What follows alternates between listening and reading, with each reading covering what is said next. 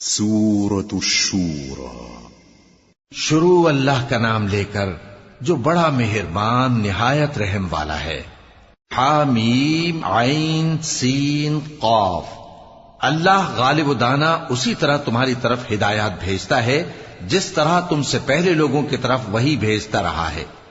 جو کچھ آسمانوں میں اور جو کچھ زمین میں ہے سب اسی کا ہے، اور وہ بلند و برتر ہے، عظیم ہے۔ قریب ہے کہ آسمان اوپر سے پھٹ پڑیں اور فرشتے اپنے پروردگار کی تعریف کے ساتھ اس کی تسبیح کرتے رہتے، اور جو لوگ زمین میں ہیں ان کے لیے معافی مانگتے رہتے ہیں۔ سن رکھو کہ اللہ بخشنے والا مہربان ہے، اور جن لوگوں نے اس کے سوا کارساز بنا رکھے ہیں اللہ ان پر نگراں ہے اور تم ان پر داروغہ نہیں ہو۔ اور اسی طرح ہم نے تمہارے پاس قرآن عربی بھیجا ہے تاکہ تم اس مرکزی شہر یعنی مکے کے رہنے والوں کو اور جو لوگ اس کے ارد گرد رہتے ہیں ان کو خبردار کرو، اور انہیں قیامت کے دن کا بھی جس میں کچھ شک نہیں خوف دلاؤ۔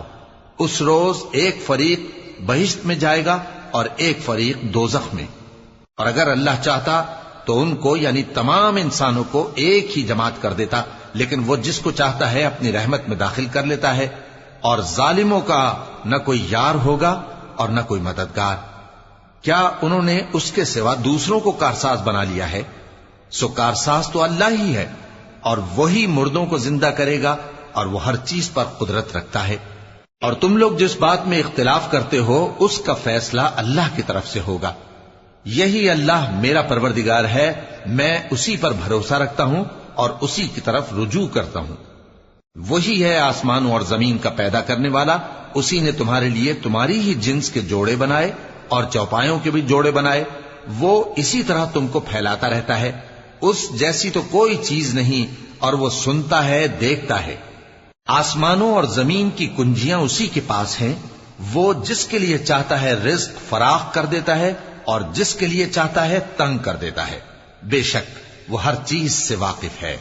اس نے تمہارے لیے دین کا وہی رستہ مقرر کیا جس کے اختیار کرنے کا نوح کو حکم دیا تھا، اور جس کی اے نبی ہم نے تمہاری طرف وہی بھیجی ہے، اور جس کا ابراہیم اور موسیٰ اور عیسیٰ کو حکم دیا تھا، وہ یہ کہ دین کو قائم رکھنا اور اس میں پھوٹ نہ ڈالنا۔ جس چیز کی طرف تم مشرکوں کو بلاتے ہو وہ ان کو ناگوار گزرتی ہے۔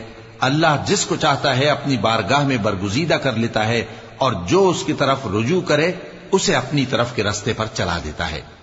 اور وہ لوگ جو الگ الگ ہو گئے تو علم حق آ چکنے کے بعد آپس کی ضد سے ہوئے، اور اگر تمہارے پروردگار کی طرف سے ایک وقت مقرر تک کے لیے بات نہ ٹھہر چکی ہوتی تو ان میں فیصلہ کر دیا جاتا، اور جو لوگ ان کے بعد اللہ کی کتاب کے وارث ہوئے وہ اس کی طرف سے بڑے بھاری شک میں ہیں۔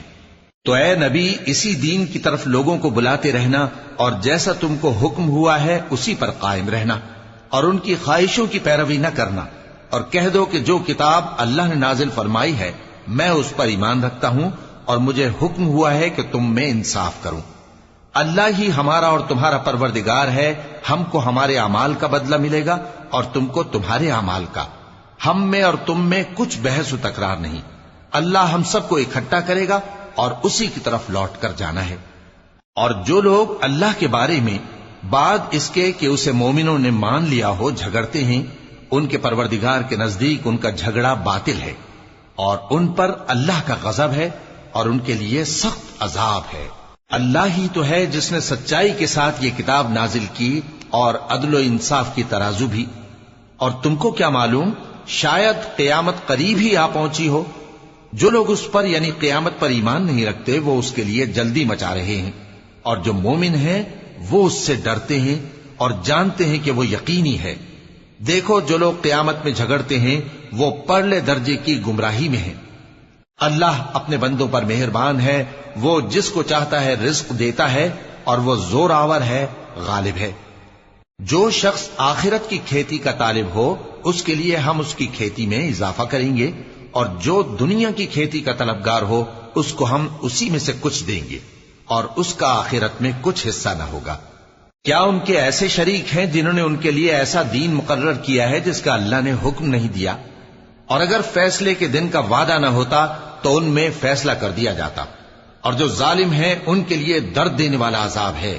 تم دیکھو گے کہ ظالم اپنے اعمال کے وبال سے ڈر رہے ہوں گے اور وہ ان پر پڑھ کر رہے گا، اور جو لوگ ایمان لائے اور نیک عمل کرتے رہے وہ بہشت کے باغوں میں ہوں گے، وہ جو کچھ چاہیں گے ان کے پروردگار کے پاس موجود ہوگا۔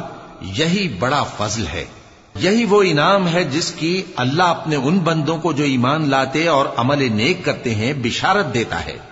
کہہ دو کہ میں اس کا تم سے کچھ صلہ نہیں مانگتا مگر تم کو قرابت کی محبت کا لحاظ تو چاہیے، اور جو کوئی نیکی کرے گا ہم اس کے لیے اس میں ثواب بڑھائیں گے، بے شک اللہ بخشنے والا ہے، قدردان ہے۔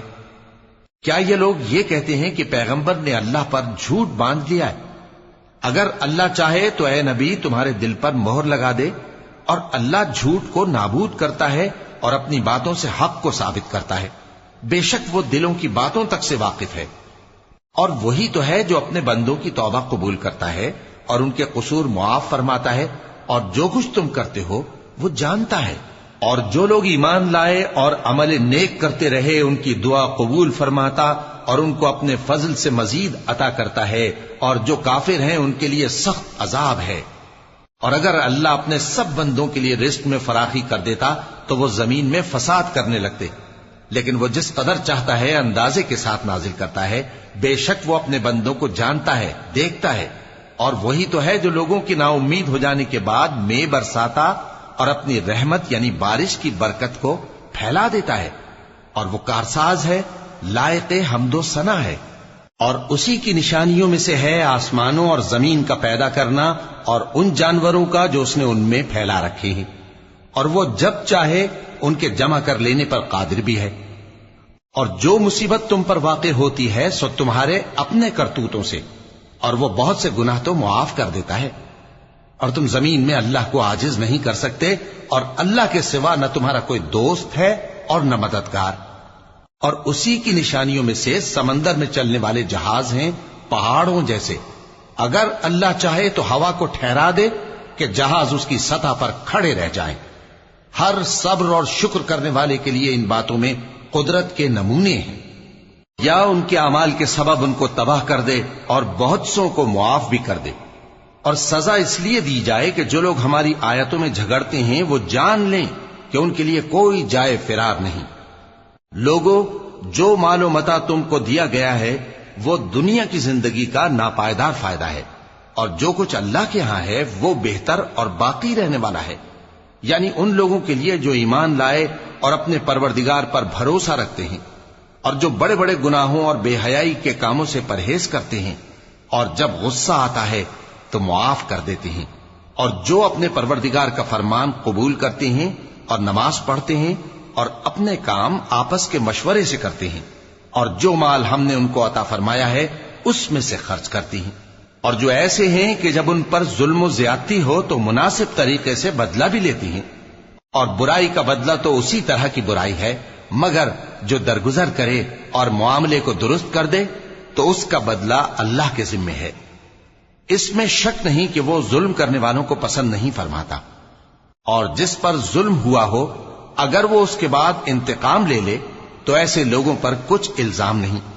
الزام تو ان لوگوں پر ہے جو لوگوں پر ظلم کرتے ہیں اور ملک میں ناحق فساد پھیلاتے ہیں، یہی لوگ ہیں جن کو تکلیف دینے والا عذاب ہوگا۔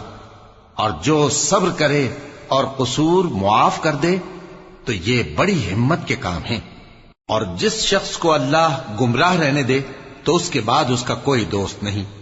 اور تم ظالموں کو دیکھو گے کہ جب وہ دوزخ کا عذاب دیکھیں گے تو کہیں گے کیا دنیا میں واپس جانے کی کوئی سبیل ہے؟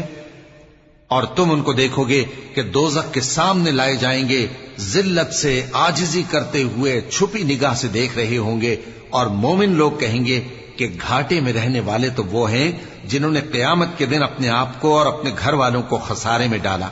دیکھو کہ بے انصاف لوگ ہمیشہ کے دکھ میں پڑے رہیں گے، اور اللہ کے سوا ان کے کوئی دوست نہ ہوں گے کہ اللہ کے سوا ان کو مدد دے سکیں، اور جس کو اللہ گمراہ رہنے دے اس کے لیے ہدایت کا کوئی رستہ نہیں۔